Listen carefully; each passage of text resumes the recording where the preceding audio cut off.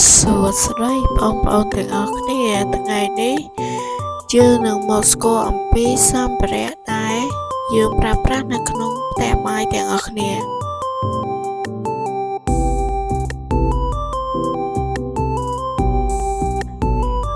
បាទបងប្អូនដឹងថានៅក្នុងផ្ទះបាយមានសម្ភារៈអ្វីខ្លះនោះចូលបងប្អូនមកស្គាល់ជាមួយបងទាំងអស់គ្នា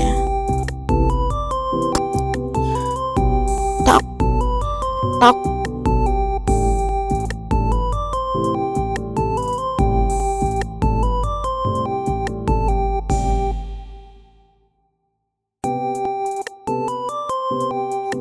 ចាន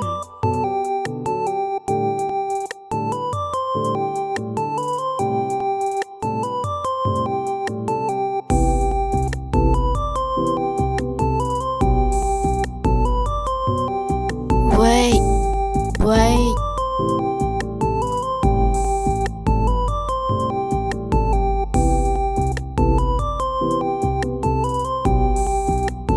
ឆ្នាំង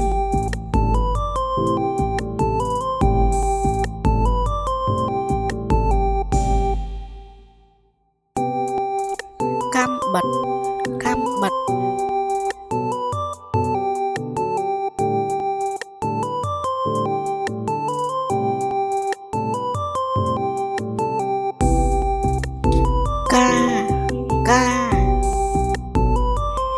ាទឹក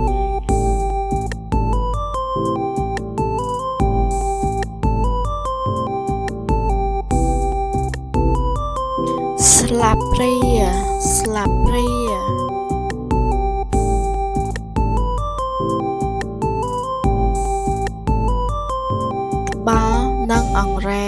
ត្បាល់និងអង្រែ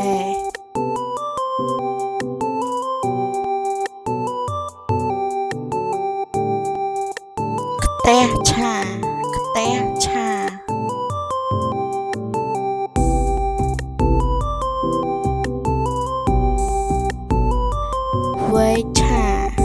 វែកឆា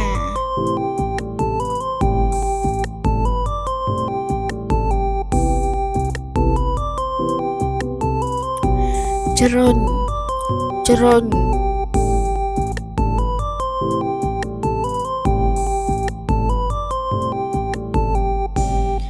កំសៀវ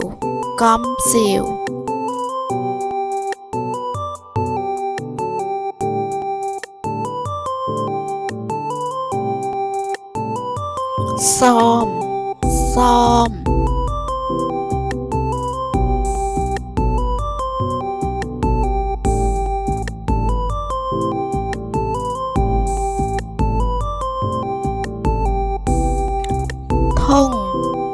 ធុង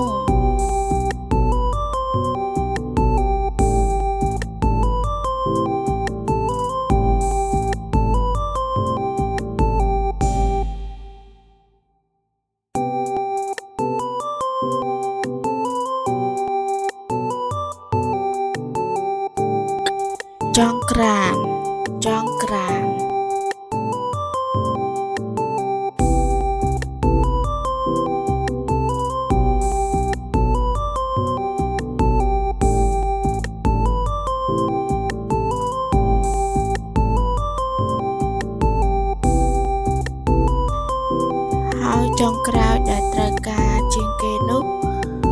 គឺគ្រឿងទេស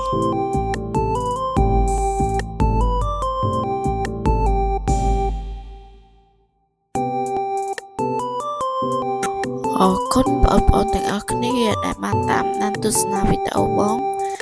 តាំងពីដើមរហូតដល់ចប់សូមជួយ Subscribe Channel បងម្នាក់មួយផងណា